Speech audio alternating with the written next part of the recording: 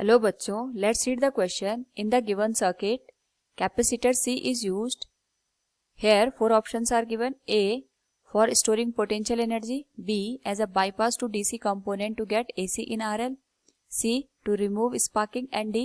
As a bypass to AC component to get DC in RL. Now, first of all, we will discuss here the key concept, which is application of filter in connection with rectifier. तो जो rectifier होते हैं वो यहाँ पे जो AC signal होता है उसको डीसी सिग्नल में कन्वर्ट करने का काम करते हैं. बट जो यहाँ पे रेक्टिफायर के थ्रू हमें आउटपुट मिलता है that is pulsating in nature. Suppose ये हमारे पास रेक्टिफायर है और यहाँ पे अगर हम इसको इनपुट प्रोवाइड करते हैं एज एसी सिग्नल, तो यहाँ पे जो आउटपुट मिलेगा फॉर फुल वेव और half wave it will be pulsating in nature. It is not a pure DC. तो इसको प्योर डीसी में कन्वर्ट करने के लिए हम यहाँ पे फिल्टर का यूज करते हैं. तो फिल्टर अपने आप में एक ऐसा डिवाइस है which is used to convert pulsating DC into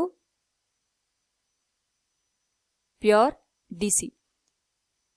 यानी ये एक तरीके से यहाँ पे रिपल जो जनरेट होती है उसको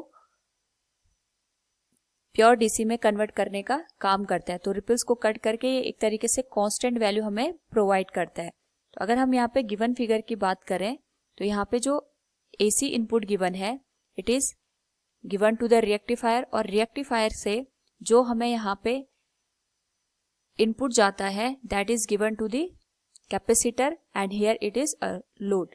तो जो ये कैपेसिटर है यहाँ पे ये एज ए फिल्टर का काम करता है.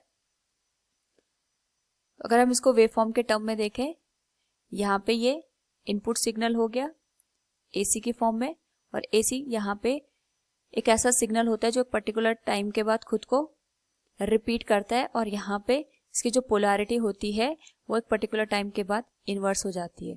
इसके रिस्पेक्ट में अगर हम यहाँ पे आउटपुट देखें रेक्टिफायर का, यहाँ पे इसका जो आउटपुट है it will be like this.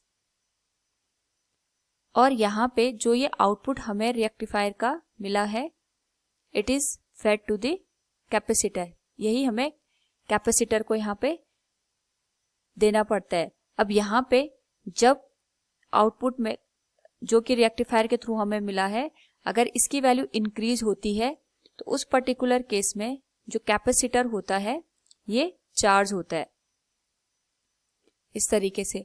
और जब जैसे यहाँ पे ये मैक्सिमम वैल्यू को अटेन करता है जो ये कैपेसिटर होता है ये लोड के थ्रू यहाँ पे डिस्चार्ज होने लग जाता है. तो इसकी वैल्यू यहाँ पे डिस्चार्जिंग के ड्यूरेशन पे डिक्रीज होगी. अगेन यहाँ पे जो यहाँ इंक्रीजिंग वैल्यू ऑफ रेक्टिफायर से आ रही है उसके ड्यूरेशन पे ये चार्ज होगा, और जैसे ही यहाँ पे डिक्रीजिंग वैल्यू हो जाती है it get discharge through RL. और इस तरीके से हमें यहाँ पे जो रिपल्स हैं वो कांस्टेंट वेव की टर्म में दिखाई देते हैं. तो हम कह सकते हैं यहाँ पे जो कैपेसिटर हमने यूज किया है it is acting like a filter, और यहाँ पे जो कैपेसिटर है it is used as a bypass to AC component to get DC in RL. Option D will be correct answer. Hope all you understood it. Thank you and best of luck.